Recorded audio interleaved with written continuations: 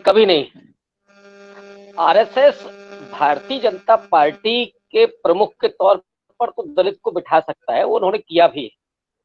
लेकिन आरएसएस कभी भी सरसंघ चालक के रूप में किसी गैर सवर्ण को, छोड़ दलित का तो बहुत दूर की बात है, गैर सवर्ण को भी नहीं बिठा सकता।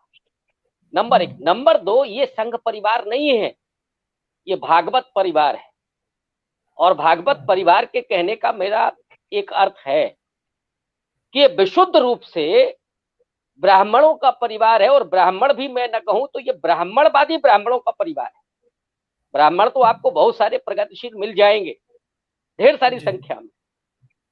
और आरएसएस को आज से नहीं, आप उसके इतिहास में जाकर के देखिए आरएसएस का गठन कहां होता है और किन परिस्थितियों में होता है। और हम लोग जानते हैं कि पूरे भारत में सबसे ज्यादा जातिवाद का नृशंस जो उदाहरण मिलता है वो पेशवाई दौर में मिलता है, कि जहां बाकायदा दलितों को, उस समय के अस्पृश्यों को झाड़ू बांधनी पड़ती थी, मटकी लटकानी पड़ती थी, और उनके लिए समय निर्धारित था कि वो कब निकलेंगे। ये ज्यादा डिटेल में मैं नहीं जा रहा हूं। और वहां पर उस समय होता है जिसके पहले का इतिहास था महारों के अपने आंदोलन का, उनके अपनी क्रांति का आंदोलन था।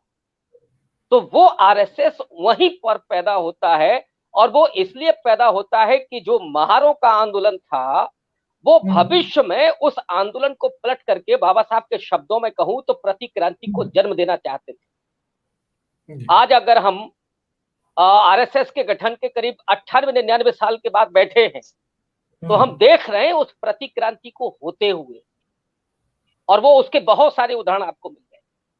आरएसएस ने अपने आप को बदला है, ये बात एक स्तर पर सही है, लेकिन उसने अपने लड़ाकों को बदला है, उसने अपने स्वरूप को नीचे से बदला है, ऊपर से नहीं बदला है।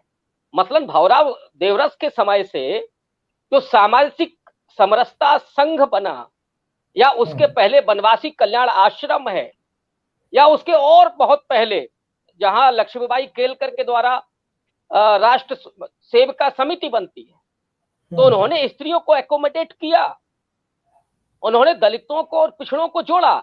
लेकिन किन शर्तों पर? राष्ट्रीय स्वयं सेवक संघ की जो स्त्री विंग है वो स्वयं सेविका विंग नहीं है, वो राष्ट्र सेविका विंग है।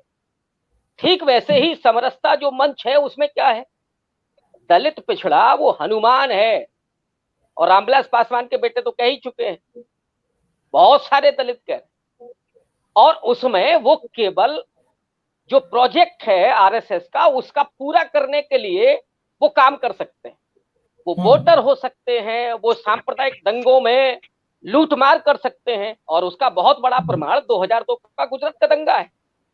लेकिन आरएसएस ने कब बदला और कैसे बदला, ये भी मैं थोड़ा सा पृष्ठभूमि में जाना चाहता हूं।